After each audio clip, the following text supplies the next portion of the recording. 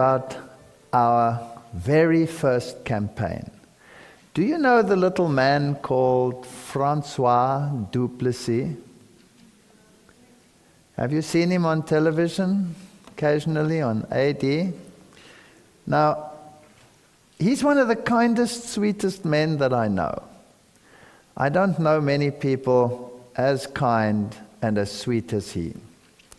I've never, ever, in 26 years, heard him say anything bad or negative about anyone else.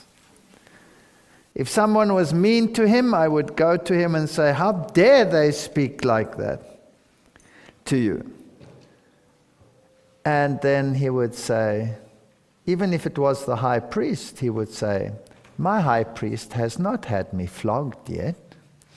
So he always has a kind word, even under the worst of circumstances. And the very first time we had a campaign in a little town called Paarl. Now, I was brand new to this. I come out of atheism, and now I was on the other side of this war game. And I think God wanted me to understand that there are principalities and powers that are working behind the scenes in this war. So I had to drive every evening after work, because I worked at the university, and we took part in this evangelistic campaign, and it was evening lectures in this town, and we had to drive about 50 kilometers there and 50 kilometers back, maybe a little less, maybe 35, round about there. And I would drive to this town, and we had a double attack, or a double approach. He started in one hall with the old Advent message, "Dead men do tell tales." It's about the archaeological approach. And a week or two later, I was to start with a health seminar. And so we wanted to invite the people to this church. Now, before we even started, in this church, there were only about 4 active members still. That's why we wanted to do a campaign there. And there were about 20 or so backsliders who never ever came to church anymore. And so we had to first prepare this church, but they didn't want to. They didn't want to take part in evangelism. They had it, and the backsliders were, well, they were difficult people. One of them was a lady who was married to a non-Adventist, and whenever somebody went to visit them from the church, he would throw things at them, rocks and bricks. And once he was sitting on the roof, and a pastor came and visited, and he tore the roof tiles off the roof to throw at the pastor. It's a difficult place, very difficult place to start off with. And when I drove there in the evenings and I drove back, in between the towns, in the middle of nowhere, my car would stop. Have I told you this story before? No. My car would stop, and all the lights would go off, and nothing would happen. And then I'd pray, because it's late at night, you can't go anywhere, there's nowhere you can walk to, it's just dark all around. And I'd wait 20 minutes, sometimes half an hour, sometimes 1 hour, hoping some car would come by and say, "I've got a problem," and then my lights would come on, and I'd drive home. And every night, when I came to that particular spot, the exact same spot, the same thing would happen. And this happened night after night after night. And we had some horrendous experience. Once we were coming back from church, it was a Sabbath, my wife and I and the children in the car, and we came to this spot, and I realized, here's our spot. Now it's the day, so it's not so bad. But there was a dog sitting in the road. Some bull mastiff, a beautiful dog. And he was sitting in the opposite lane to the one in which I was driving. And I said, that dog is sitting at exactly the spot where my car always stops at night. That dog's going to run across the road just when I get there. So I'm going to slow right down so that it doesn't happen. So whatever happens, it's not going to be me that runs over this dog. And a big truck, like a pickup truck, like one of yours, came from the front, and the dog was sitting in his lane, and I thought this person would now stop. And as we got to the dog, he drove over the dog. And the dog was in pieces. And I was so furious because I thought, that's such a horrendously mean thing to do. And I turned around and we raced after this car, but we couldn't see anyone inside. And in the distance there was a four-way crossing, and those were the only roads. There's nothing where you can drive in, and when we got there, he was gone. You couldn't see him anywhere. So these are the things that happen. And as we got into the campaign, the strangest things started happening. And one thing that I would like to point out is this is the first campaign in South Africa that was multiracial.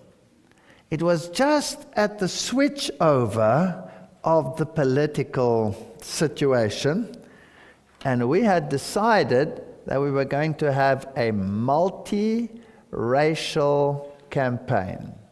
So we had the town hall, and whoever comes is welcome, no matter what tribe or race or creed they consisted of. They were going to be welcome. Now, as we did the campaign, there were some interesting side stories. Perhaps before I get to that story, first a side story. A man came to Francois' lectures. I hadn't started yet.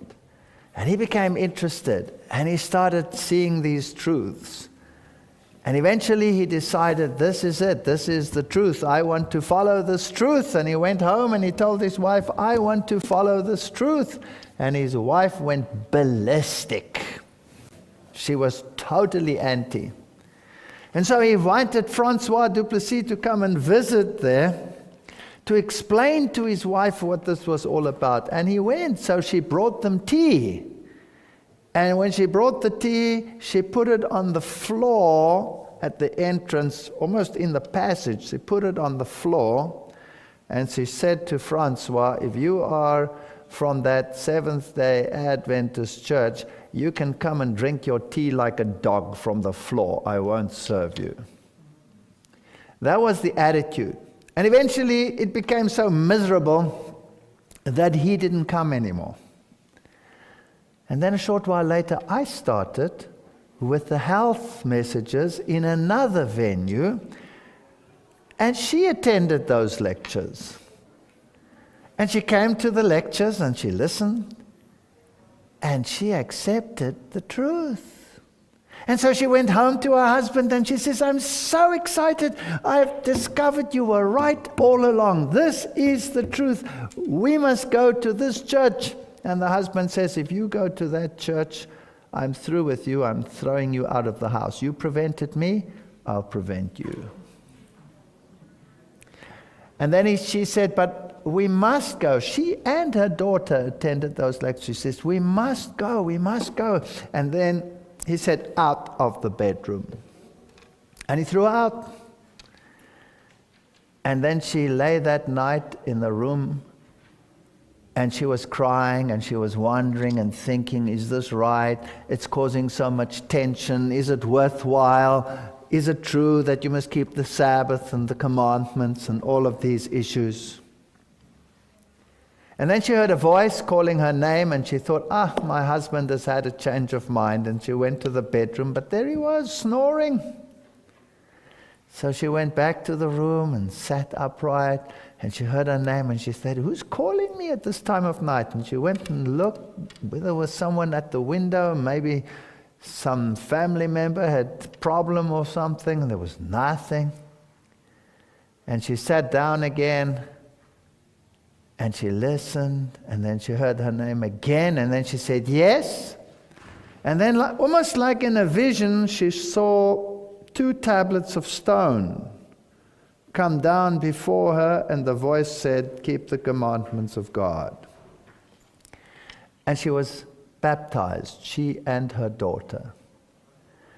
Just to run ahead a little bit, for 1 year, that man made her life a misery. He mellowed a little bit later, and he would condescend occasionally to bring people with a car that lived nearby to the church, but he never put his foot in the church. And on one of these occasions, it was raining, it brought people, and he was sitting outside. He refused to put his foot in the church, but he was willing that his wife was there or something. Francois went out to him and said, why don't you come inside? It's so cold here. You don't have to take part in the service. We're doing a baptism, but And it was so cold, so he said, all right. So he went and sat in the back. And after the service, when we all went out and we locked the door, he said, I missed my baptism. I'm so stubborn. So Francois said, no, you haven't missed your baptism. We opened the church and he too was baptized. So this is how God works. So I experienced all these miracles. I experienced this thing with the car stopping every night. And in the middle of this, there was another man who today is active in the work. He even served as pastor for some of our churches. And this man phoned me in a tremendous panic during this campaign. And he said to me, there's something seriously wrong. I phoned Francois Duplessis to ask him something, and a woman answered and screamed at me, and it was so demonic, and she screamed, I've got him where I want him. And I was such a fright, I put the phone down. Do you know anything about what's going on there? And I said, I have no idea. Now, I lived in a town separate from Francois, about 30 kilometers away from him.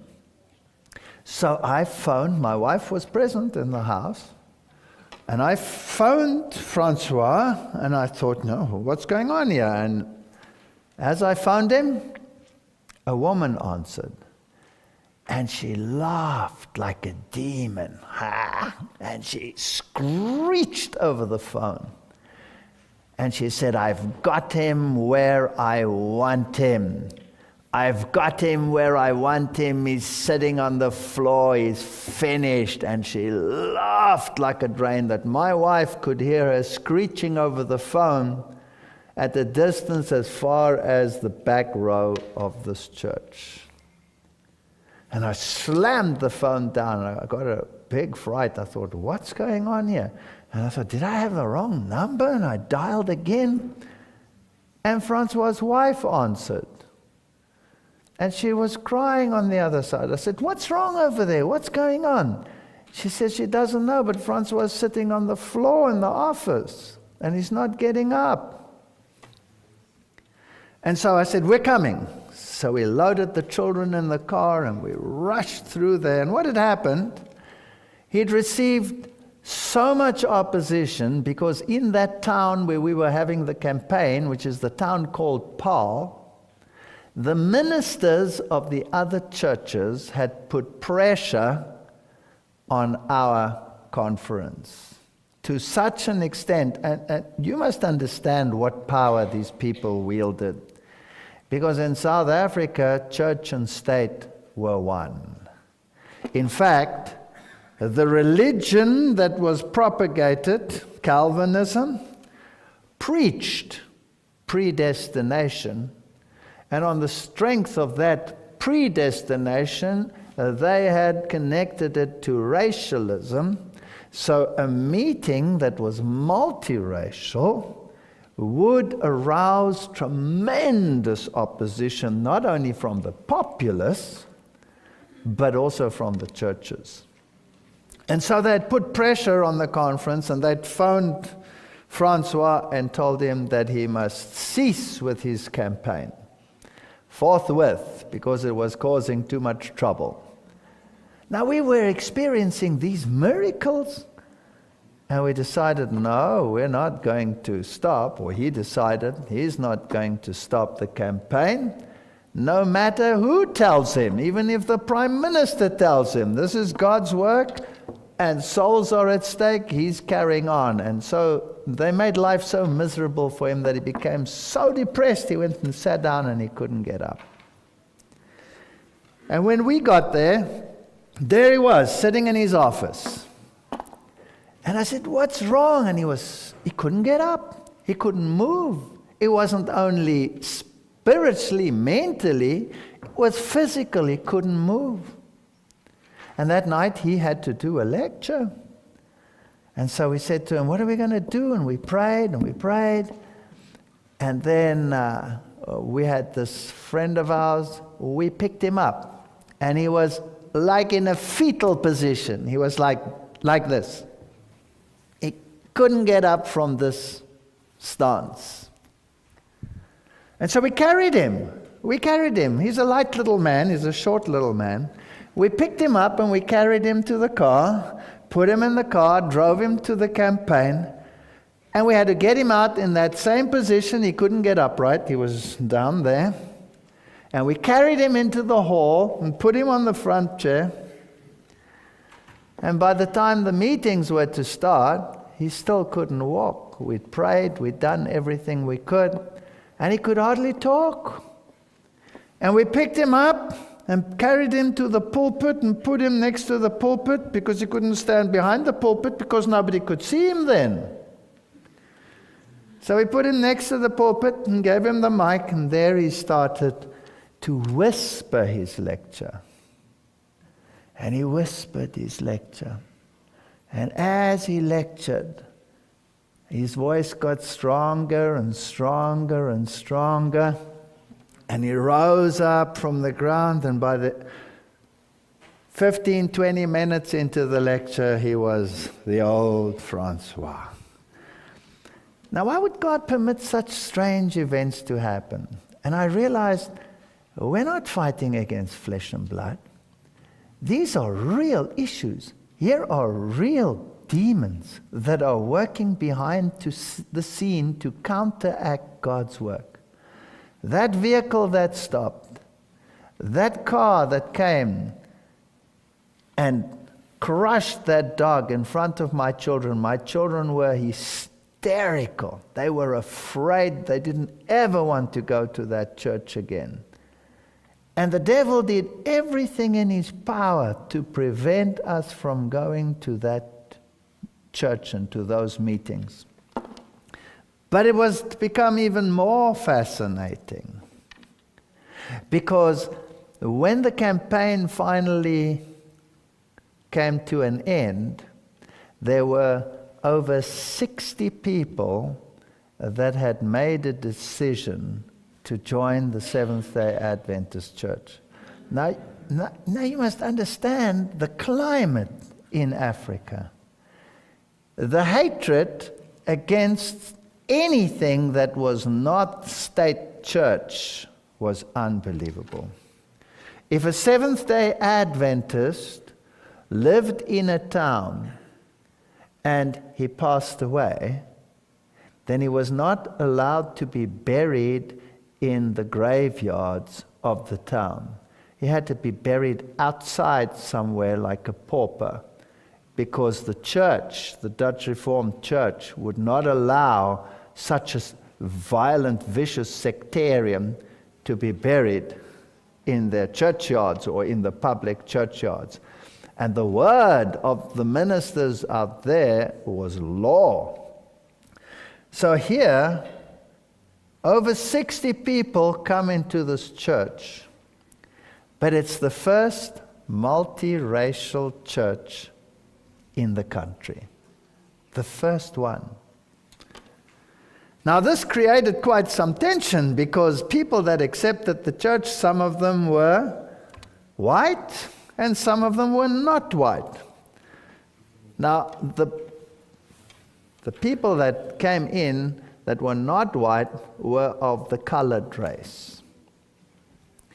The colored race. Now the colored race in South Africa is a mixture between the white race and the Hottentot and Bushman races, and also a mixture between the white race and the black race.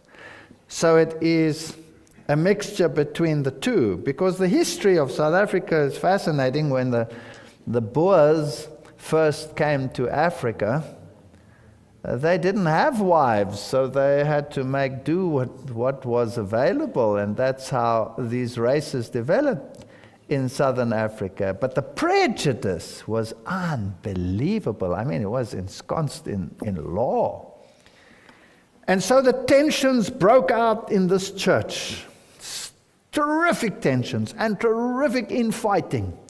And Francois and I, we were just trying to put out the fires. And then some of the people in a meeting said, we cannot have a mixed church. It's not possible. Because the cultures are so different, we would never be able to worship God together. Some of these people, they have totally different music styles. Their rhythms are different. They don't read the Bible like we read. They will not be able to sing the hymns like we sing. They dress differently. I said a lot of worse things that I won't want to repeat here. And we tried to reconcile these minds. There was just no way. And then they said, and if it gets worse, and black people come to this church, then it'll be total disaster, because then you have it even more so. And they mentioned all these things again. Now, not all of them were like that, but you had a hard core of people that had come in that wanted the truth, they wanted the Sabbath, they wanted all of those things, but they didn't want every nation, tribe, and tongue and people. That was not acceptable. You know, it's like people that come in that say, we want all of this. We want the Sabbath, we want salvation, we want that, but this health reform, nah, we don't want that. Don't we have the same thing, you know? We're very selective in what we accept and what we don't accept. And it got to a point where the whole church was going to fall apart. All that work, all that pain, all that suffering, and the whole church was just going to disintegrate. And I was doing the sermon one morning, and it was a Sabbath. And actually, it's quite funny. In the one town, we had two towns where Francois was the pastor. The one was called Paul, and the other one was called Paro. Now it sounds different, but in Afrikaans, it's Paro and Paro. And if you say it quickly, it's Paro and Paro. Paro and Paro. So he would phone me and say, you're preaching in Paro today, and I'm preaching in Paro today, and I'd say, fine, thank you very much, and we'd end up in the wrong church. We'd end up both in the same church, and they were, 30, 40 kilometers apart, and you're supposed to start preaching, and you're in the wrong place. So it got very tricky. Anyway, he phoned me that day, and he said, you're preaching in Parol. And I said, is it now Peril, or is it Perot? And he said, no, it's Peril. So that's the church where we had this difficult church. So I went to this church that morning thinking, oh, we're going to have trouble again today. And there they were all sitting, and they were infighting, and there was aggression. And I went to the front when it was time for me to do the service. And as I went to the front, a black lady walked in the back. Now, every eye turned in horror, because this was not a colored lady. She was black. Now, the colored people come in every shade of color from light to dark. But this one was a black person of the black race. And she was dressed immaculately. Immaculately. My wife would remember the dress better than me, but every eye did that. And you could see the hair rising on some folks' heads. And she went and sat down relatively about there. And my wife was behind her and watching her. And then as the first hymn was mentioned, she got up with everyone else, and without a hymnal, she sang beautifully. And her voice rang across the audience. And we thought, this is strange, because these people had said what? They'll never be able to sing our hymns like we do. They have a totally different culture. We would have to teach them to sing the hymns, and she didn't even have a hymn book, and she sang it beautifully. And she had a Bible in her hand. And I was preaching when I did the sermon. When I mentioned a Bible text, she's got it. And then she did everything that they said would not happen. She was immaculately dressed, like any Westerner. She was singing our hymns as crystal clear and as sweet as a bell. None of the connotations and things that they thought would be involved was there. And then the second hymn and the third hymn, and it was like her voice was like the voice of an angel. And I was fascinated with her, and I kept looking at her, and I thought, wow, God, you sent a person to destroy these people's bigotedness. And after the sermon, what does the pastor do? He goes out the front, he goes down the aisle, and he stands at the back, and he greets the people at the back. Now the people come out the church, and we greet them, and I'm waiting for this lady, because I want to ask her, where does she come from? And how come she's at this church? Because there was a black Seventh-day Adventist church in that town as well. Now, why did she come to this one if there was one there that she could have gone to? I want to know. And when all the people had left, she hadn't yet appeared. And I said to my wife, who stands next to me when we say goodbye, I said to her, where is she? She must still be in there. And so we went inside to look for her. No sign of her. There's nowhere else she could have gone out. And the ground is totally fenced. There's no way she has to come past me. There was no way it could be any other way. So I believe that God sent an angel, a black angel, to destroy bigotry amongst God's people. And it wasn't very long.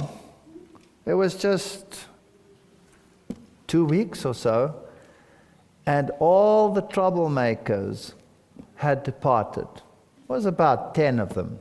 They refused to stay in a church that was multiracial. That's how the first multiracial church started in South Africa.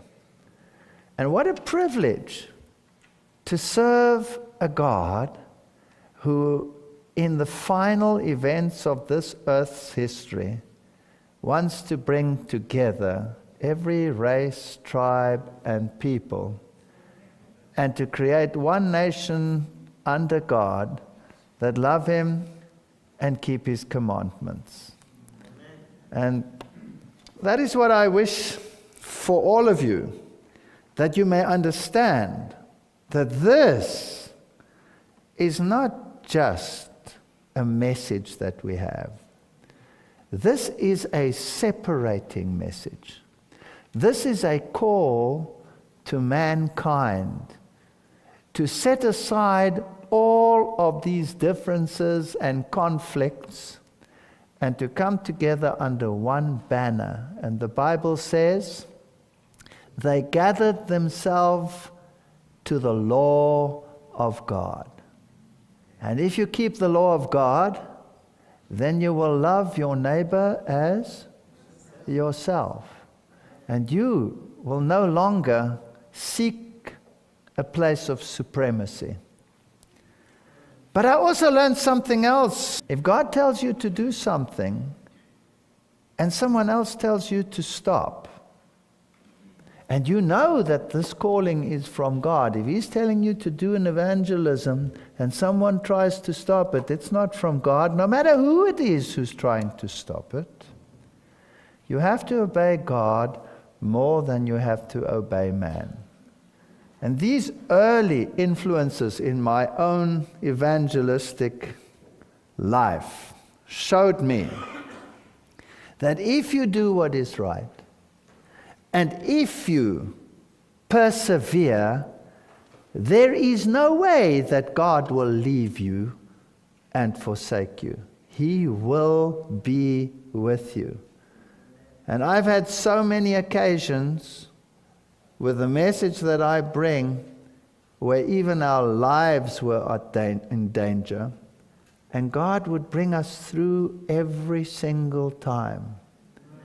I will not forget in Slovenia, we were on the stage and the Orthodox militia decided to disrupt the meetings.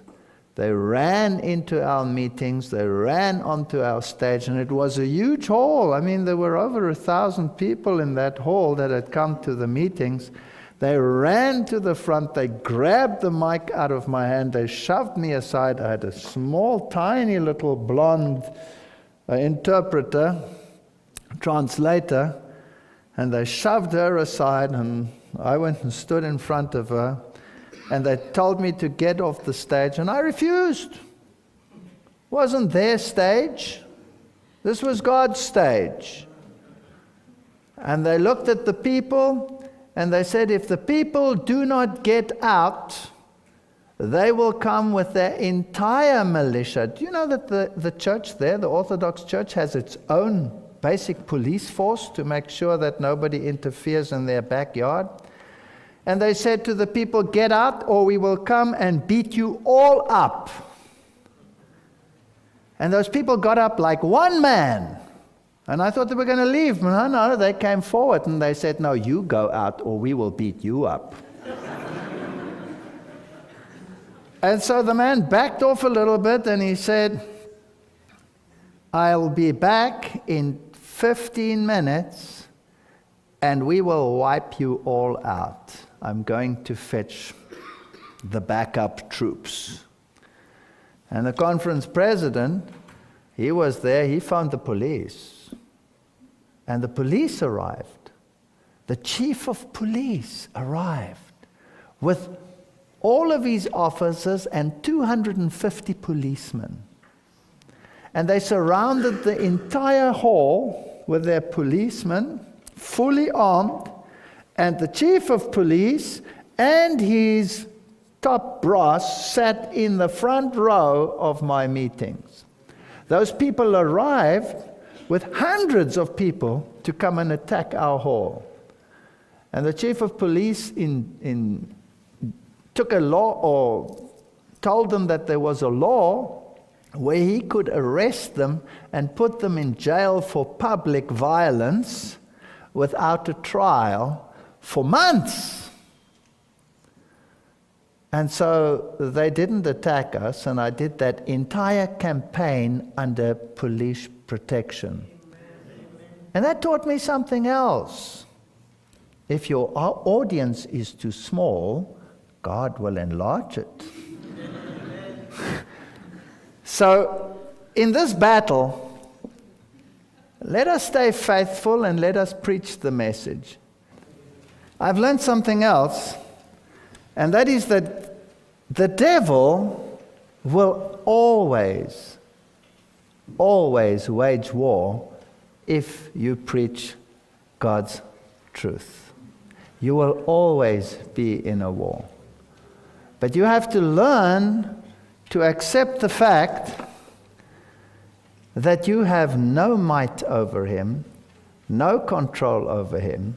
You have to just go forward and leave the consequences to him. And he will not leave you nor forsake you. I remember we were doing this campaign, and I was doing a campaign in Cape Town, and I was living in a town called Somerset West. And during that campaign, a prominent evangelist actually came into the truth. His whole family came into the truth. But the devil was so mean, and he tried to make it impossible for me to do that campaign. And he doesn't normally, under those circumstances, attack me directly. He will attack my wife, or he will attack my family. And so my wife had an operation, and we warned the doctor about certain things, and he ignored us totally, and she nearly died after that operation. It was quite a thing. And that night she was at home, and I had the campaign going, and the doctor came and said, we must rush her to hospital. She doesn't think that she's going to survive. And while the doctor was working with my wife to try and stabilize internal bleeding, our cat was knocked over in the street and jumped in through the window, jumped onto my little daughter's lap. My daughter was about 6, 7 years old, and the cat died on her lap. So I had a hysterical daughter in the one room, a dying wife in the other room. I had to leave all this, rush to the hospital, get my wife to the hospital. They did the emergency operations. They managed to save her life. She was in intensive care. And I said to her, I'm going to cancel my meeting tonight because I have to be with you. And she said, no, you will go. And I said, I cannot go. I will not go. She says, you will go. Because if this is from God, then God will take care of me. The doctor said to me, she will not be there when you get back. And I said, I'm staying. She said, no, you're not. You're going. And that night, that prominent evangelist made his decision. So this is an uphill battle. This is not an easy road to travel. She was so weak after that operation because she'd lost almost all her blood internally, and they had to do the transfusion, and everything went wrong in that operation. And I was not there. I had to do campaign. I was in the university teaching during the day, and I was at campaign at night. And she had to cope with these things alone. She had to cope alone. And she was so weak, she couldn't go to the bathroom. She couldn't go to the bathroom alone.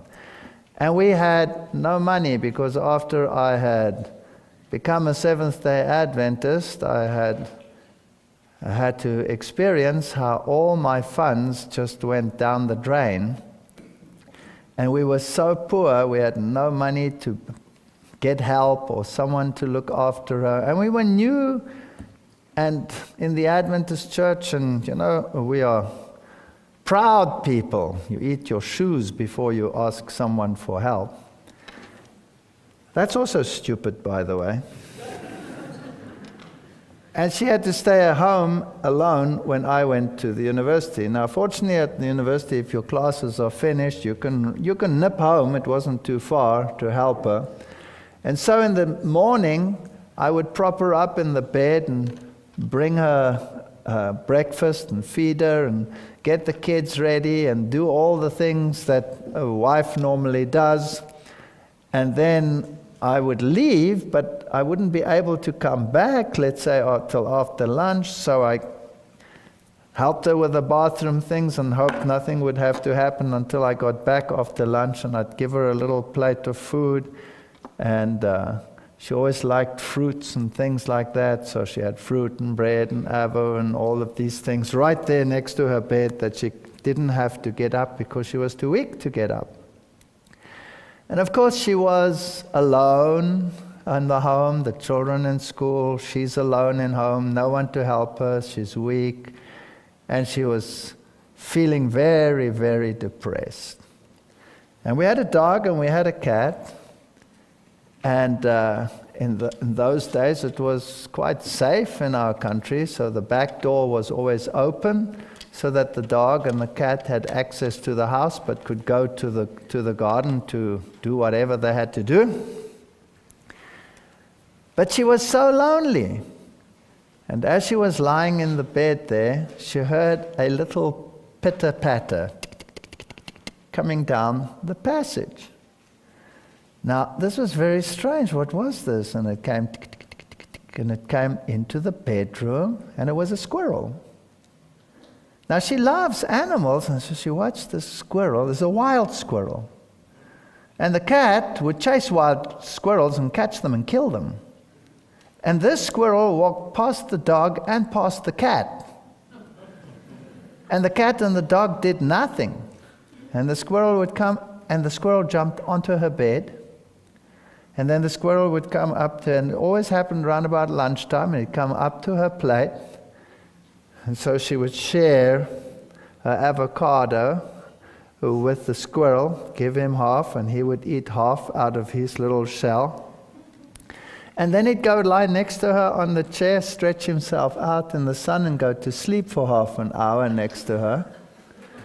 And this kept her buoyed up and happy. And this happened for 6 weeks.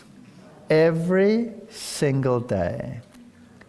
Every single day for 6 weeks, lunchtime, that little squirrel came down the passage, jumped onto her bed, comforted her, ate a little bit with her, slept with her, and then went out.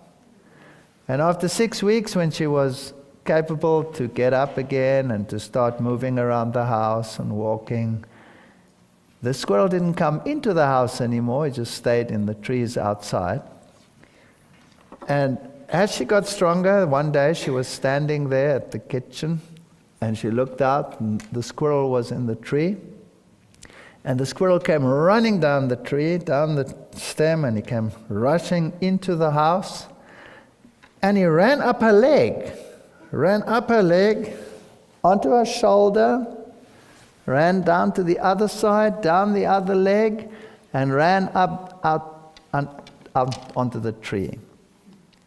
And from that day on, the squirrel was gone. It never came back again.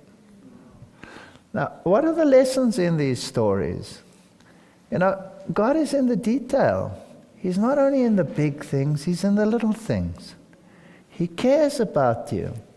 And that is what makes us so determined to carry on no matter what. Because it doesn't matter what the devil throws at you. God is there to comfort you. And we're still here, aren't we? Yes, sir. We're still here after all those times. I was lecturing in Durban. That's one of the big cities in South Africa. It's about 4 times the size of Vancouver. So you get an idea of what size it is.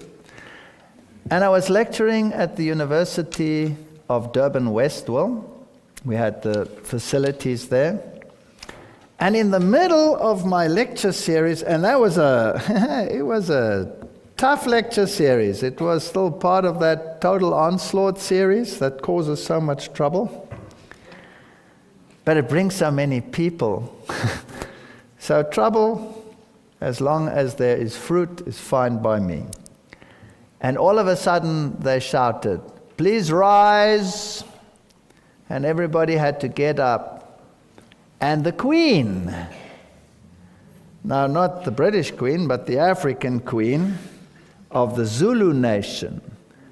The Zulu nation is divided into chiefdoms and into a kingdom. They're all related, but the chief has different roles to the king. And the chief is, or at that stage, and even today still, is Buthelezi, Gacha Buthelezi. He was also prime minister at one stage, parallel to Nelson Mandela. If Nelson Mandela went away, he would be the caretaker prime minister. And he is in an Adventist family, that chief. He's not an Adventist, but his mother's an Adventist. Now, politically, it's probably not expedient for him to be an Adventist. But the queen was married to the king. And the queen is one of his 21 wives. They must understand it works like in the time of Esther. If the king calls and you resist, that's the end of you. You have to accept that. That's just part of it. But she arrived with her whole entourage in African dress, and she sat in the front row. And her name was Queen Mfonte. And she was a Seventh-day Adventist. She was the only Seventh-day Adventist in his family. All the other wives were non-Adventists. And so I gave these lectures, and some of them, have a lot of politics in them, as you know. And after the first lecture, she got up and she came to me and she said to me, "Do you mind if I sit in the back row? Because I cannot see so well in the front row." She asked me permission to change her seat. She was the queen. And so she phoned the king and asked him whether she could stay for another lecture, and he gave permission. Now, when that queen comes in, she doesn't come in by herself. Her bodyguards are there, about 5 or 6 bodyguards. Members of state are always with her to make sure everything is good and proper and right. So here was a whole entourage of high government officials in that meeting. And at the end, she asked me and she said, "This message should go out to the entire world. It should be on every national television, because I am in the inside and I know that these things are true. And will you please send me a complete set of your DVDs, because I want our ruling echelon to know what this is all about." We sent it to her, but from then on you're working with public officials, so whether she actually got it or not, I do not know. But I do know that since then, I've had occasion to speak to the chief of police. I've had occasion to speak to very high government officials. I also know that this message is in the highest levels of governments in the world. It's in the highest embassy levels of the world. There are whole dossiers on this message at the highest levels in the military. Even the soldiers in Iraq watch these messages. Don't underestimate God and how He works. Thank you.